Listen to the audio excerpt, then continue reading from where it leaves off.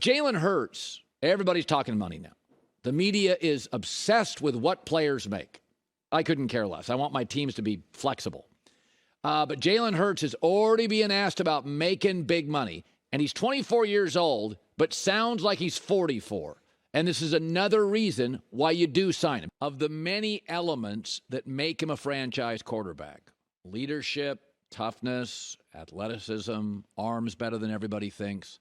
And he's a little bigger, I think. If you watch the Super Bowl, there's so many cameras at a Super Bowl. He'd run near the camera. You really got a sense of how much bigger he is than we think. Character, all the things you want, he has. Yesterday, it really struck me. There may be a bigger gap of talent between Jalen Hurts and the next best NFC quarterback than Mahomes and Burrow. So when I put up the 10 best quarterbacks, most of the great ones, Mahomes, Burrow, Lawrence, Herbert, Allen, they're all AFC. Now, Mahomes is the best, but it's inches, not feet on a lot of those. But look at Jalen Hurts at 6.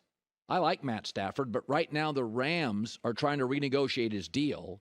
He comes off a litany of injuries. He can be reckless at times. He's not mobile. And if they don't rework his deal, he'll again have a below-average offensive line, which will mean it's an average team. Aaron Rodgers is at 8. Aaron may be in the AFC. Right now, Aaron's going to be 39 during the season, and as much talent as he has, he's kind of non-committal in the offseason. And then Jared Goff, who cannot play on the road, did have a great year, but couldn't lead his team to the playoffs in a year in which the Packers were down. The gap between Hurts and the number 2 NFC quarterback, especially if Aaron's traded after Brady retired, you could argue by Thanksgiving, Geno Smith was having the best year at quarterback outside of Jalen Hurts. Geno Smith. Jared Goff, good at home, not mobile, not good with the money pocket, struggles on the road, and couldn't make the playoffs. So of the many reasons you would sign Jalen Hurts is the gap. You have to also consider this. San Francisco is the next most talented team, and they don't know what they're doing at quarterback. They have no idea what they're doing. Now, I think the Eagles run Jalen Hurts too much.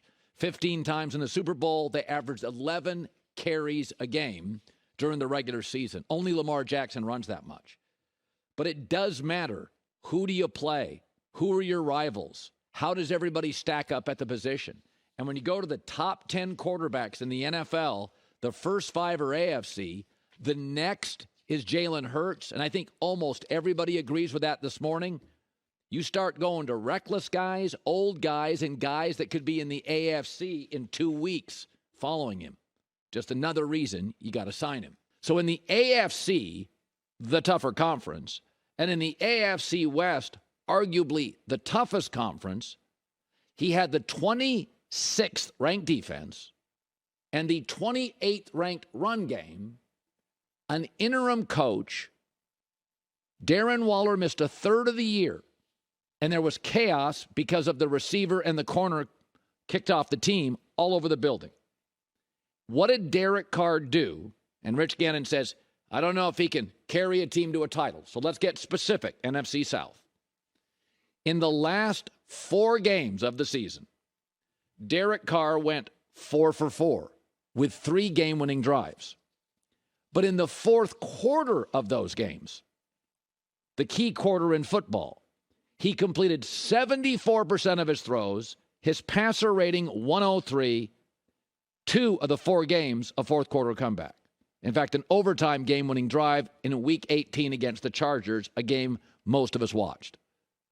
So not only is he good enough to carry a team in the weakest division in football, he carried his team in the better conference, swimming in chaos. So we've seen it happen before. We got to stop the Derek Carr slander. Nobody is saying he's Mahomes. But in 9 years, 7 head coaches.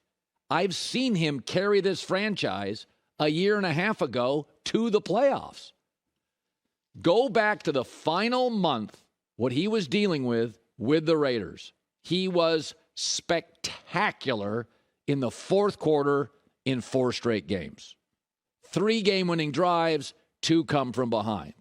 So when you say he can't do something, I've seen him do it recently. And remember, there is a big difference between facing Mahomes twice a year and Justin Herbert twice a year and Desmond Ridder twice a year. No shot at Desmond Ridder. But right now, the NFC is probably the weakest division as of this morning the NFL's had in a decade. It's abysmal. We don't know if we have the right coaches outside of Frank Reich, and he has his doubters. We don't have any franchise quarterbacks. All 4 teams outside of Tampa are in a rebuild. So, yeah, I've seen it with Derek Carr. He's going to be fine. Hi, everybody. Thanks for watching. Subscribe here to get the latest from the show. Also, be sure to check out more of the best clips from The Herd or go watch a few segments from other shows on FS1.